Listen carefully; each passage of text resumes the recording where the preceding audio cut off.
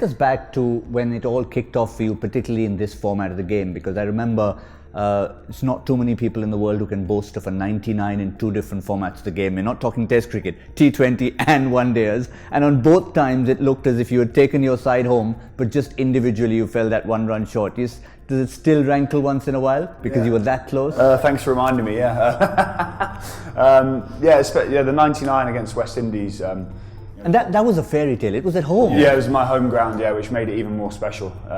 I guess it was. I think it was only my fourth game in an England shirt, so almost kick-started my international career. And to do it against arguably the most successful T20 team that's been around in the last few years was a great experience. And again South Africa, it was so close as well. It was a great series for me, passing 50 in every game in the ODI series against a tough bowling attack. So.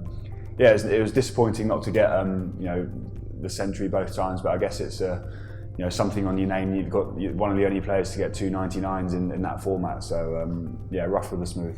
I won't make it all rough. Let me get a little bit smoother. Let me get past that 100 barrier, because I was privileged, Alex, to be there in Chittagong on that day. I know I won't remind you of the rest of the tournament. It was a little disappointing outing for England overall, but if there's one man who remembers the World T20 in Bangladesh fondly, it will be Alex Hales. You got that 100 against the eventual champions, and that was a match. You were 0 for 2. You shouldn't really have won that game at all. It was incredible, yeah. Definitely one of my best highlights ever in a cricket shirt, to be honest. To do it at a World Cup against, I think that was the only game they lost the whole tournament. So they're obviously a world-class opposition. So to do it on the big stage, at the time was a massive game for England. We were up against it in the tournament, and that gave us a glimmer of hope to get through. So that was a really proud day for me. Yes, and of course, little did you know that it was a team in orange who would perhaps be the nemesis of that tournament, the Dutch we're talking about. But let's come back to an orange of a different kind, the happier orange for the moment. The Orange Brigade, of course, I've got my orange shirt out. It's my favourite colour, the Sunrisers. The beauty of it that stands out from all of us watching as viewers is that happiness in the dressing room. And does that percolate through to every single player, whether or not you're out there or in the dressing room?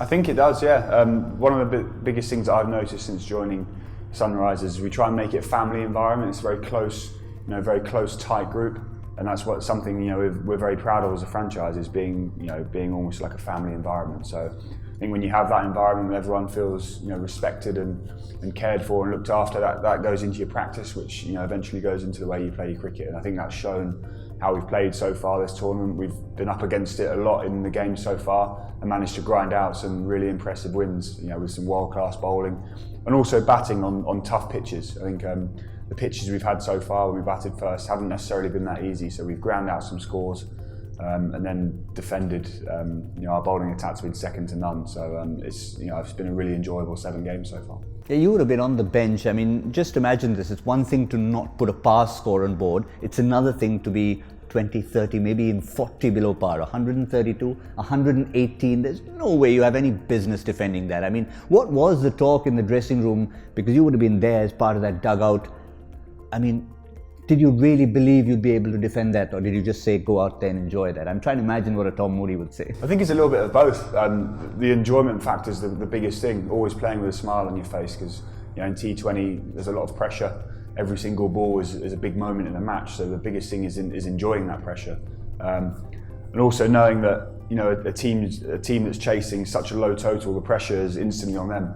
They're expected to chase 130 or 110 or whatever it is. So we just go out and we've got the confidence knowing that we've got some of the best bowlers in the tournament. So I think that reflected in the way we played and maybe the way the opposition played as well.